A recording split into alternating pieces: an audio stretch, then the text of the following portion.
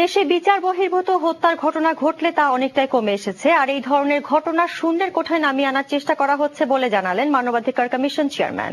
সকালে রাজধানীতে অংশীদারিত্বের গণতন্ত্র ও দায়বদ্ধ শাসন ব্যবস্থা বিষয়ে আয়োজিত এক সেমিনারে বক্তারা এও বললেন, সাধারণের মতামতের প্রতিফলন ঘটাতে দরকার তৃণমূলের সমতা ভিত্তিক ক্ষমতায়নের চর্চা।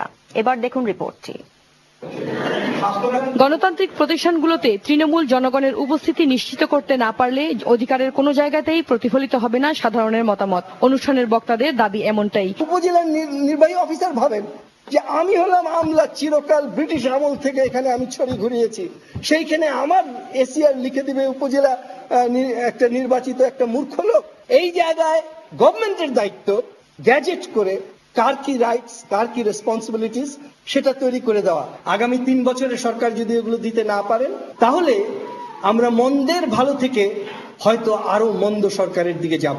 আলোচকদের অনেকেই বললেন, গরিব মানুষের অবস্থা ভালো করতে হলে বর্তমান অর্থনৈতিক কাঠামোর পুনর্বিন্যাসের কোনো বিকল্প নেই। স্থানীয় পর্যায়ে মাঠে ঘাটে ফ্যাক্টরিতে সেইখানে উন্নয়ন ঘটে এবং সেখানে সাধারণ মানুষ থাকে, তাদেরকে সংগঠিত করার জন্য সেখানে একটা কাঠামো দরকার। প্রতি বছর বাজেট করা হয়, কিন্তু সেই বাজেটের বাস্তবায়নের অনেক কিছু বাকি থাকে। বছরের শেষে তাড়াহুড়া করে কিছু করা হয়। তা মানুষের হাতে যদি অর্থনীতির সুফল যেতে হয়, তাহলে তাদের অংশগ্রহণ, কার্যকর অংশগ্রহণ নিশ্চিত করতে হবে। আর মানবাধিকার কমিশন চেয়ারম্যান বললেন, বিচার বহির্ভূত হত্যা বন্ধে সবকিছুই করতে চায় কমিশন। অস্বাভাবিক মৃত্যুর ঘটনা একদমই বন্ধ হয়নি, তবে এতটুকু বলতে পারি যে আটক অবস্থায় অস্বাভাবিক মৃত্যু সম্পূর্ণরূপে বন্ধ না হলেও দৃশ্যমানভাবে এর পরিমাণ হ্রাস পেয়েছে, কমে গেছে, এবং এটি শূন্যের কোঠায় নিয়ে আসবার জন্য জাতীয় মানবাধিকার কমিশন বদ্ধপরিকর।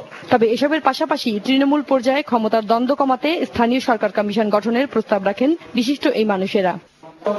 নাইমা মৌ, RTV, ঢাকা। এবার বিশ্বকাপ প্রসঙ্গ। শ্রীলঙ্কার